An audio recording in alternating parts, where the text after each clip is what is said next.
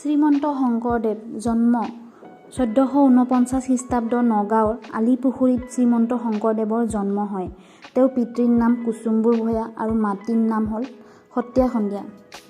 শিক্ষা শংকৰদেৱৰ সৰুতে মাক দেউতাক বিয়োগ হোৱাত বুঢ়ীমা খেৰসুতীয়ে তেওঁক যত্ন লৈ লালন পালন কৰি তুলি তালি ডাঙৰ দীঘল কৰে।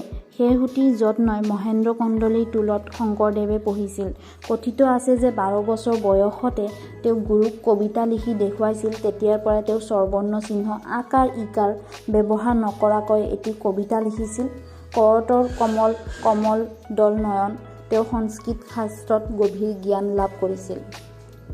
কৰ্মজীৱন শংকৰদেৱ আছিল একাধাৰে সাহিত্যিক, সমাজ সংগঠক আৰু ধৰ্ম প্ৰচাৰক। সেই সময়ত গোটেই অসম জুৰি ধৰ্মৰ নামত নানান অনাচাৰ ব্যভিচাৰবোৰ দূৰ কৰিবৰ বাবে একশৰণ নাম ধৰ্মৰ প্ৰচাৰ কৰিছিল।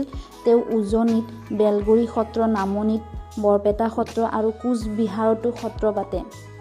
শংকৰদেৱে নীতি বাক্য প্ৰচাৰ কৰাৰ উপৰিও সংস্কৃত নাটৰ আৰ্হিত অসমীয়া অনুষ্ঠানবোৰৰ উপাদানেৰে অংকীয়া নাট ৰচনা কৰিলে। কীৰ্তনঘোষা, বৰগীত, দৰ্শন, ভাগৱত আদি তেওঁ ৰচনা কৰিছিল। চৰিত্ৰ শংকৰদেৱ আছিল সদাৰ মানৱতাবাদী। তেওঁৰ নিষ্ঠা, সেৱাৰ মনোবৃত্তি আছিল উচ্চ মানৱতাপূৰ্ণ। তেওঁ মিতাচাৰী আৰু সংযমী হৈ দীৰ্ঘায়ু লাভ কৰে। তেওঁ অকল ধৰ্মগুৰুৱে নহয়, অসমীয়া সাহিত্যৰ এগৰাকী যুৱ স্ৰষ্টা, কবি তথা সাহিত্যিক। তেওঁ অসমীয়া জাতিৰ সংগঠক, সংস্কাৰক। ধৰ্মৰ লগতে সাহিত্য সংস্কৃতি প্ৰচাৰৰ অৰ্থেও সংস্কৃত গ্ৰন্থ অধ্যয়ন কৰি তাৰ পৰা তত্ত্বকথা আয়ত্ত কৰি গীত, পদ, নাট, উপাখ্যান আদি ৰচনা কৰিছিল। এইদৰে তেওঁ অসমীয়া সাহিত্যৰ ভঁৰাল চহকী কৰি থৈ যায়। শংকৰদেৱ সাহিত্যিক জীৱনৰ কীৰ্তিস্তম্ভ আছিল কীৰ্তনঘোষা।